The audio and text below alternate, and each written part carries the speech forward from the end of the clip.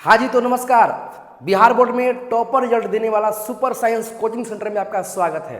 तो आपको हम आज बताने वाले हैं पाठ और लेखक का नाम याद करने का ट्रिक, शॉर्टकट जो बिहार बोर्ड में आपको 5 से 10 नंबर भी दिला देगा। अगर आप पूरा वीडियो को ध्यान से देखते हैं तो आपको एकदम जुबान पर, ओठों पर याद हो जाएगा पाठ और लेखक का नाम।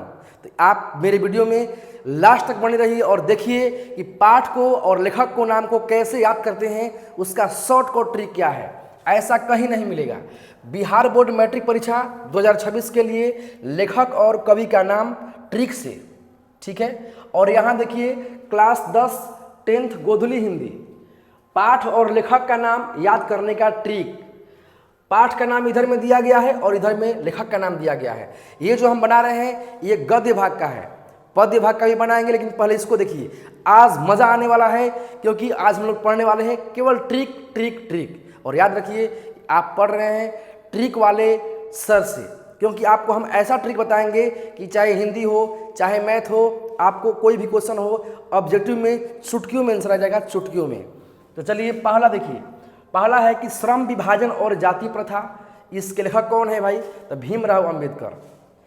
श्रम विभाजन और जाति प्रथा के लेखक कौन है? भीमराव अंबेडकर। जाति के भेदभाव को किसने मिटाया है? तो हमारे भीमराव अंबेडकर ने मिटाया है। तो ऐसे आप इसको रिलेट कर सकते हैं कि भीमराव, श्रम विभाजन और जाति प्रथा के लेखक कौन है? भीमराव अंबेडकर। चलिए अब अगला देखते हैं। अगला है 20 के दांत। 20 के दांत के लेखक हैं नलिन बिलोचन शर्मा। नलिन बिलोचन शर्मा। अब देखिए इसको हम रिलेट करते हैं कि 20 के दांत, 20 मतलब समझते हैं 20 माने जहर, 20 माने क्या? 20 माने जहर। तब 20 कहाँ बहता है? तब 20 बहता है नली में। नली देख रहे हैं, जो घरवा के पनिया गिरता है ना, कचड़वा वाला, उस नली कहते हैं। तो नलिया में क्या अमृत बहता है? नहीं ना, 20 बहता है ना। तो समझिए कि 20 कहाँ बहता है? तो 20 बहता है नली में। तो इसीलिए 20 के दांत के लेखक कौन हो गए? नलिन बिलोचन शर्मा। 20 कहाँ बहता है? कहाँ बहता है? नली में बहता है। तो नलिन बिलोचन शर्मा, 20 के दांत के नलिन बिलोचन शर्मा। चलिए दो हम लोग याद कर लिए, आगे बढ़ते हैं। बोल रहा कि भारत से हम क्या सीखें। इसके हैं मैक्स मुलर। अब देखिए इसको याद करने का हम रिलेट करते हैं कि भारत से हम क्या सीखें। हम लोग भारत के जितने भी लोग हैं, भारत से हम लोग मैक्सिमम लोग सीखते हैं, कुछ ना कुछ हमेशा सीखते रहते हैं। आप सीखते हैं, हम सीखते हैं, सब लोग सीखते हैं, हर पल सीखते हैं, है ना। तो भारत से मैक्सिमम लोग सीखते हैं। भारत से मैक्सिमम लोग क्या होते हैं? सीखते हैं। इसीलिए भारत से हम क्या सीखे, क्या हो जाएगा? Max Muller. मैक्सिमम लोग सीखते हैं, मैक्स मुलर। समझ गए? मजा आ रहा है एकदम। अभी लाइक कीजिए ना, अभी लाइक कीजिए, ठीक है। आप वीडियो के ना शेयर कर दीजिए ताकि आपको दोस्तों भी इसको याद कर ले, है ना। चलिए एक बार इसको हम दोहराते हैं। बताइए श्रम विभाजन और जाति प्रथा के लेखक कौन है? तो भीमराव अंबेडकर, क्योंकि इसके भीमराव अंबेडकर ने जाति के भेदभाव को सही किया है, जो भेदभाव था उसको समाज में से हटा दिया है। अगला देखिए कि 20 के दांत। तो 20 के दांत, 20 कहाँ बहता है? तो 20 बहता है नली में, इसीलिए नलिन बिलोचन शर्मा। और अगला है कि भारत से हम क्या सीखें। तो भारत से हम क्या सीखें? तो भारत से हम लोग सीखते हैं, मैक्सिमम लोग सीखते हैं भाई, इसीलिए मैक्सिमुलर। अच्छा है ना? अच्छा है, बहुत बढ़िया। आगे देखिए, मजा आने वाला है आपको आगे भी वीडियो में। ये बोल रहा कि नाखून क्यों बढ़ते हैं। तो नाखून क्यों बढ़ते हैं के लेखक है हजारी प्रसाद द्विवेदी। हजारी प्रसाद द्विवेदी। इसको हम रिलेट करते हैं। तो देखिए नाखून क्यों बढ़ता है, पता है जो नखुनवा है ना, नखुनवा आदि से नहीं, हजारों साल पहले से बढ़ते आ रहा है और आगे भी बढ़ेगा। नाखून हजारों साल पहले से बढ़ते आ रहा है और हजारों साल बाद भी बढ़ेगा। नाखून बढ़ता है हजारों साल, इसीलिए हजारी प्रसाद द्विवेदी। नाखून बढ़ेगा हजारों साल, इसीलिए हजारी प्रसाद द्विवेदी। तो नाखून क्यों बढ़ते हैं के लेखक कौन हो गए? हजारी प्रसाद द्विवेदी। बोलिए समझ में आ रहा है? तो हमको लगता है कि भाई आपको मैं याद हो गया होगा, याद हो गया है ना। चलिए एक बार हम आपसे पूछेंगे भी, आप बस दिमाग में फिट करते जाइए। आगे देखते हैं। यहाँ दिया गया कि नागरी लिपि। नागरी लिपि के लेखक है गुड़ाकर मूले। कौन है? गुड़ाकर मूले। पता है नागरी लिपि के लेखक कौन है? गुड़ाकर मूले। इसको याद करने का एकदम बेस्ट ट्रिक है नागरी। देखिए नगर में क्या होता है, जो नगर होता है ना, नगर वो गांव से ना कई गुना अच्छा होता है। नगर गांव से कई गुना अच्छा होता है, नहीं होता है? नगर में देखिए सारी व्यवस्थाएं होती है, मार्केट होता है यार, मार्केट होता है, डॉक्टरी होता है, पढ़ाई होती है, बस गाड़ी चलती है, यहाँ का लोग का रहने का भी विधि व्यवस्था अलग होता है।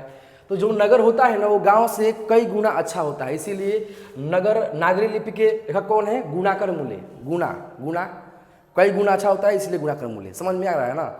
नागरी लिपि के लेखक कौन है? गुणाकर मूल्य, क्योंकि नगर जो है गांव से कई गुना बेहतर होता है, इसीलिए गुणाकर मूल्य।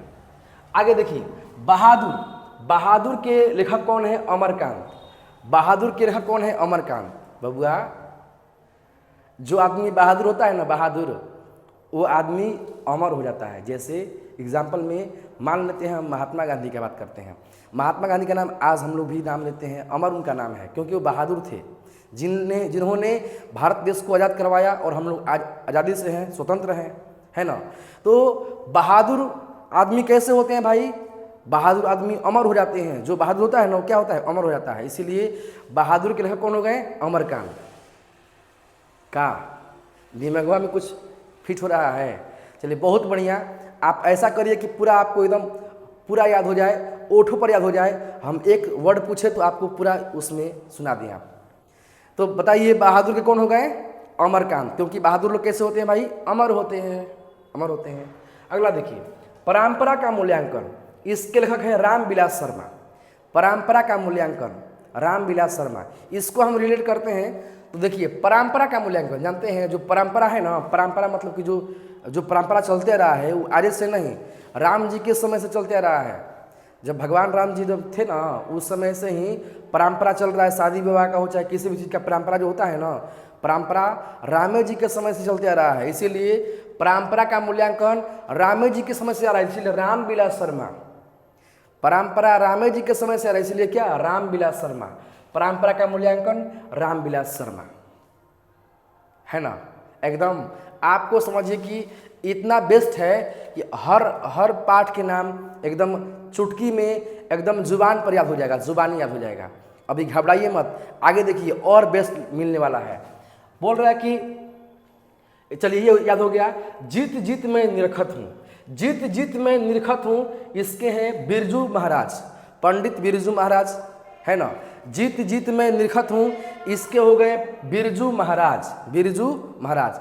तो इसको याद करने के लिए हम रीड करते हैं कि जीत जीत, देखिए जब आदमी एक हाली जीतता है तो राज करता है, और जब दो हाली जीतता है तो महाराज हो जाता है। एक हाली जीतने पर राजा, और दो हाली जीतने पर महाराज। तो जीत जीत दो बार है, इसीलिए इसमें क्या है? महाराज, है ना। जीत जीत का वो है, दो गो है, इसीलिए एक हाली जीतने पर राज करते हैं, और दो हाली जीतने पर महाराज हो जाते हैं, इसीलिए महाराज। यानी कि जीत जीत में निरखत हूँ के लेखक कौन हो जाएंगे? तो पंडित बिरजू महाराज, बिरजू महाराज। एकदम फिट हुआ। चलिए आगे बढ़ते हैं। अविनियों के लेखक कौन है भाई? अशोक वाजपेयी, अशोक वाजपेयी। अविनियों के लेखक अशोक वाजपेयी। कैसे भाई इसको रिलेट किया जाए? तो देखिए, अ से अविनियो, आ से अविनियो, अ से अशोक वाजपेयी। ये तो इजी है, दोनों अ से शुरुआत है भाई। आ से अविनियो और आ से अशोक वाजपेयी, कोई दिक्कत नहीं, ये बहुत इजी है। आ से अविनियो और आ से अशोक वाजपेयी। अब देखिए, मछली पाठ के लेखक है विनोद कुमार शुक्ल, विनोद कुमार शुक्ल। मछली पाठ के लेखक है विनोद कुमार शुक्ल। इसका याद करने का इजी तरीका ये है कि मछली हम लोग जब जाते हैं मार्केट में खरीदने के लिए, तो मछली कैसे मिलती है? मछली मिलती है पैसों से। कैसे मिलती है? पैसों से मिलती है, फ्री में मछली नहीं मिलती है। मछली खरीदने के लिए शुल्क लगता है। क्या लगता है? शुल्क। शुल्क मतलब कि रुपया पैसा लगता है भाई। तो मछली खरीदते समय क्या लगता है? शुल्क लगता है। इसीलिए विनोद कुमार शुक्ल, विनोद कुमार शुक्ल। शुल्क को आप रिलेट कर दीजिए शुक्ल से, समझे। शुल्क को किससे करेंगे रिलेट? शुल्क से, शुक्ल से। तो विनोद कुमार शुक्ल हो जाएगा, विनोद कुमार शुक्ल। ठीक है। अगला देखिए, नौबत खाने में इबादत। नौबत खाने में इबादत के लेखक कौन है? तो यतीन्द्र मिश्र है, यतीन्द्र मिश्र। कैसे इसको भाई याद करेंगे? तो नौबत खाने में इबादत, जानते हैं खाने में, नौबत खाने में इबादत। नौबत खाने में जब आप लोग कहीं पर होटल में खाना खाने जाते हैं ना, तो वहाँ पर ना मिश्री मिलता है, मिश्री और लाची वगैरह रहता है कि भाई मुंह से जो गंध होगा ना, उस गंध खत्म हो जाएगा। तो नौबत खाने में क्या मिलता है भाई? खाना खाने के बाद ना मिश्री मिलता है, मिश्री। इसीलिए ध्यान दीजिए, यतीन्द्र मिश्र नौबत खाने में क्या मिलता है, खाने के बाद मिश्री यूज़ करते हैं ना ताकि मुंह से गंध ना आए। तो देखिए नौबत खाने में इबादत के क्या हो जाएगा, यतीन्द्र मिश्र। नौबत खाने में इबादत क्या हो जाएगा, यतीन्द्र मिश्र, क्योंकि खाने के समय हम खाने के बाद मिश्री इलायची वगैरह यूज़ करते हैं तो उसमें मिश्री होता है, यतीन्द्र मिश्र। कोई दिक्कत है ना लाजवाब। अब आगे देखिए 12 नंबर है कि शिक्षा और संस्कृति। शिक्षा और संस्कृति के लिए कौन है, महात्मा गांधी। बहुत बढ़िया, महात्मा गांधी भाई हम लोग को बहुत बढ़िया शिक्षा कर गए हैं कि हमारा देश को आज़ाद करा कर गए हैं। इतना और भी कई शिक्षा दिए हैं हम लोग को। कौन, महात्मा गांधी। शिक्षा और संस्कृति, उन्होंने हमारे संस्कृति को इतना बढ़िया कर दिया कि पहले से अपेक्षा जब ये बढ़िया कर दिए तो महात्मा गांधी का ही नाम हुआ। यानी कि शिक्षा और संस्कृति महात्मा गांधी। कौन है, महात्मा गांधी। ठीक है, तो चलिए पूरा याद हो गया, एक बार हम इस सबको रिपीट कर लेते हैं। बताइए आपको याद हुआ श्रम विभाजन और जातीय प्रथा के लेखक कौन है। चलिए बहुत बढ़िया, आपका जवाब सही आया है, भीमराव अंबेडकर। क्योंकि भीमराव ने जाति प्रथा को एकदम भेदभाव को सही कर दिया है, मिटा दिया है। अगला देखिए 20 के दांत। 20 के दांत के लेखक कौन है, बोलिए अपने मन में। एकदम सही है जवाब, नलिन विलोचन शर्मा। क्योंकि 20 कहाँ बहला, 20 बहला नलिया में ना, इसलिए नलिन विलोचन शर्मा। अगला है भारत से हम क्या सीखें के लेखक कौन हो जाएंगे। चलिए बहुत बढ़िया, आपका जवाब सही है। इसके हो जाएंगे मैक्स मुलर। भारत से मैक्सिमम लोग सीखते हैं इसीलिए मैक्स मुलर हो जाएंगे। अगला जवाब सवाल है कि नाखून क्यों बढ़ते हैं के लेखक कौन होंगे। हाँ बिल्कुल सही जवाब, हजारी प्रसाद द्विवेदी। आप जो मन में जवाब दे रहे हैं ना, वो हमारा मन आपसे कनेक्ट हो गया है और हम आपका जवाब सुन पा रहे हैं। आप जवाब सही दे रहे हैं, आपका एकदम फुल में फुल। अगर यहाँ से नंबर आ गया, यहाँ से परीक्षा में क्वेश्चन आ गया तो पूरा बन के आएगा। नाखून क्यों बढ़ते हैं, तो हजारी प्रसाद द्विवेदी, क्योंकि नाखून आर्य सेना 1000 साल पहले से बढ़ते आ रहा है इसीलिए। और आइए इसका बताइए, नागरी लिपि। नागरी लिपि के लेखक कौन है, कौन है। एकदम सही जवाब, गुणाकर मूल्य। क्योंकि नगर जो होता है गांव से कई गुना बेहतर होता है, कई गुना ज़्यादा बेहतर होता है, इसीलिए नागरी लिपि का गुणाकर मूल्य। अब बता दीजिए आप बहादुर का। अमरकांत। एकदम सही जवाब, अमरकांत होंगे, क्योंकि बहादुर लोग क्या होते हैं, अमर होते हैं। बहादुर लोग अमर हो जाते हैं, इसीलिए अमरकांत। अगला है परंपरा का मूल्यांकन के लेखक कौन है। हाँ, रामविलास शर्मा। रामविलास शर्मा, आपने सही जवाब दिया है। क्योंकि ये जो परंपरा है ना, जो भी परंपरा है वो परंपरा आर्य सेना राम जी के समय से चल रहा है, इसीलिए परंपरा के मूल्यांकन कौन हो जाएंगे, रामविलास शर्मा। जीत जीत में निरखत हूँ। जीत जीत में निरखत हूँ के लेखक कौन हो जाएंगे भाई, पंडित बिरजू महाराज। हाँ, क्योंकि एक हाली जीतने पर राज करते हैं और 2 हाली जीतने पर महाराज हो जाते हैं, इसीलिए पंडित बिरजू महाराज। अगला देखिए अभिनयो। अभिनयो के लेखक कौन होंगे, अशोक वाजपेयी।